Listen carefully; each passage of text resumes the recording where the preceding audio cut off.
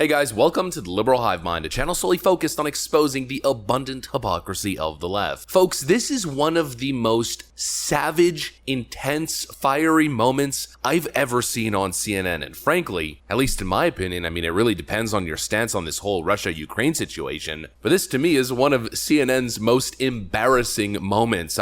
Almost as bad as the infamous 2016 moment between Sheriff David Clarke and Don Lemon, where David Clarke basically ended Don Lemon's entire career in one single moment, and there's a reason why Sheriff David Clarke doesn't get invited on CNN anymore. Well, after this most recent interaction with Pink Floyd's Roger Waters, of all people, let's just say I don't think CNN's gonna be bringing on Rogers anytime soon, and probably ever again, because he just shut down CNN's entire Russia-Ukraine narrative that they've been pushing for the last 6 months. He just shut the whole thing down in one little interaction in less than 2 minutes. One of the most epic, most savage defeats for CNN on air in a really long time. Let me show you guys what's going on here. So let's roll the tape. Alright folks, so I don't think we really need too much context behind just playing the clip. Here's Pink Floyd's Roger Waters on CNN discussing the Russia-Ukraine situation. Well, he's fueling the fire in the Ukraine for a start. That is a huge crime. Why won't the United States of America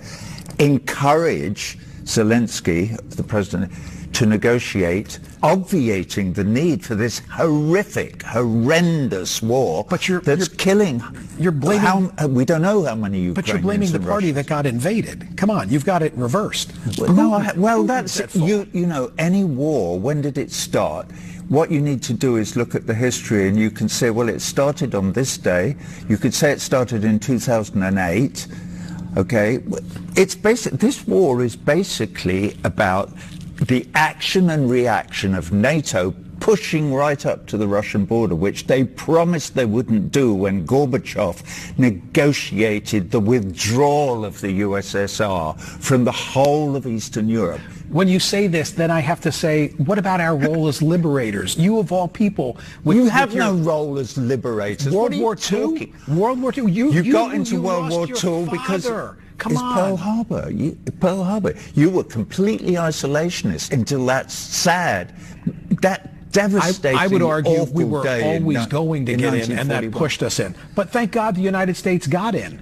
Right? You lost your father in World War II. Thank God the United States. But thank God the Russians had already won the bloody war almost by then. Don't forget, 23 million Russians died protecting you and me from the Nazi menace. Hey, and you would think the Russians would have learned their lesson from war and wouldn't have invaded Ukraine. Well, you with all your reading, I would suggest you, Michael, that you go away and read a bit more and then try and figure out what the United States would do if the Chinese were putting nuclear-armed missiles into Mexico and Canada. The Chinese are too busy encircling Taiwan as we speak. Okay? They're not encircling Taiwan. Taiwan is part of China. And that's been absolutely accepted by the whole of the international community since 1948.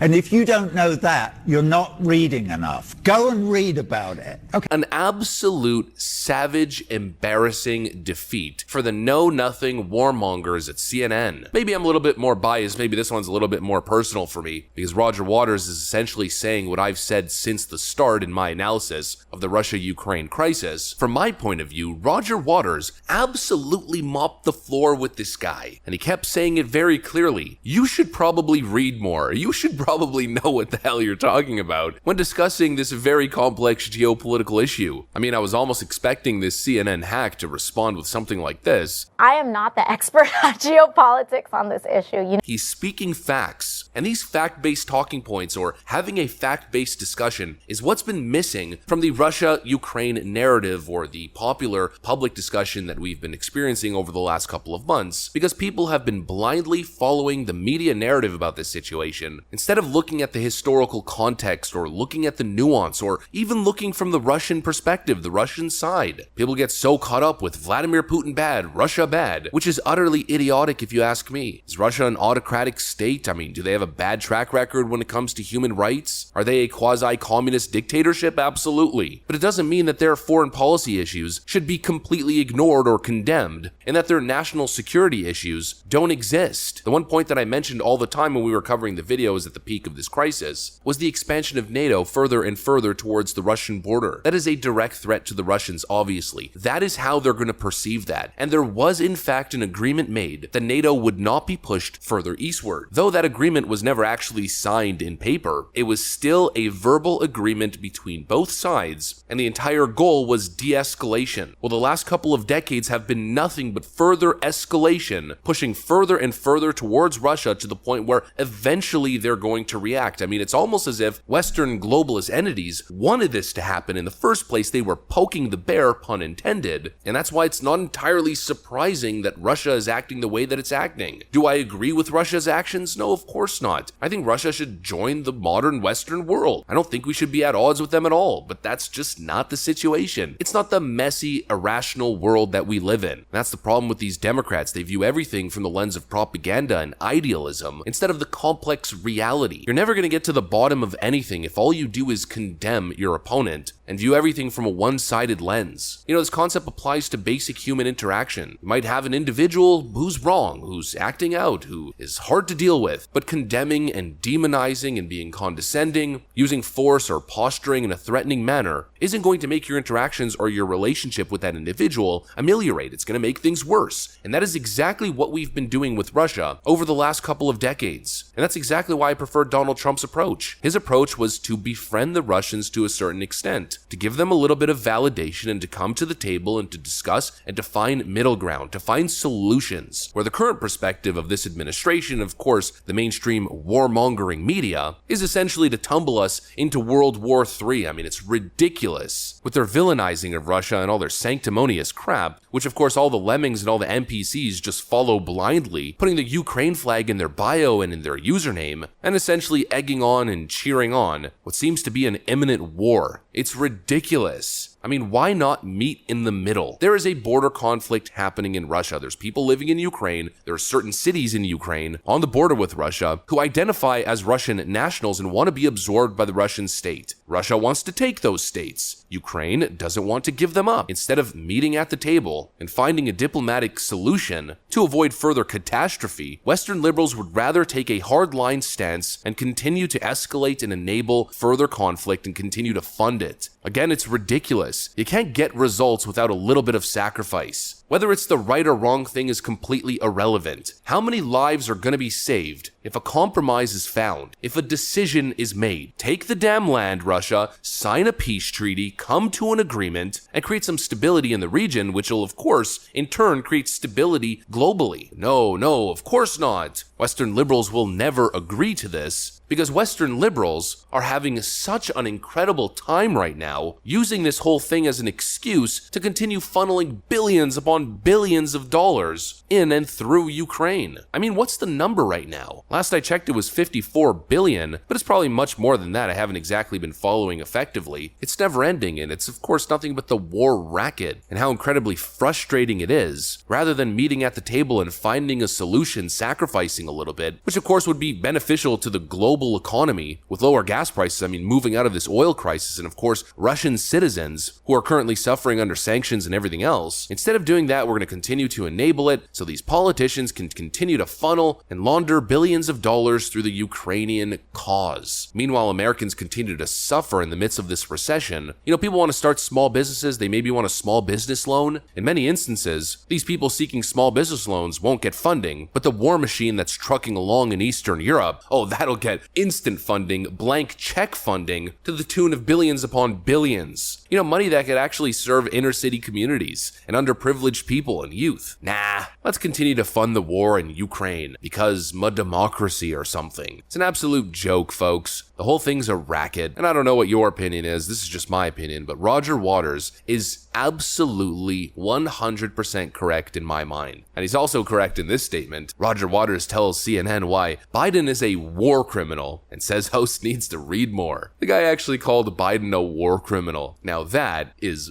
based. I don't think a penny more should be spent in Ukraine. I think it's time to have serious talks and come to the table and find an agreement that puts this whole thing to rest. But of course, honestly, without Donald Trump, that's not going to happen. But that's what I got for you guys. Hopefully you enjoyed this video. If you did, make sure to leave a like and possibly subscribe to the channel if you feel like it. I'm going to get back to work. I want to thank you guys for watching, and I'll see you on the next one.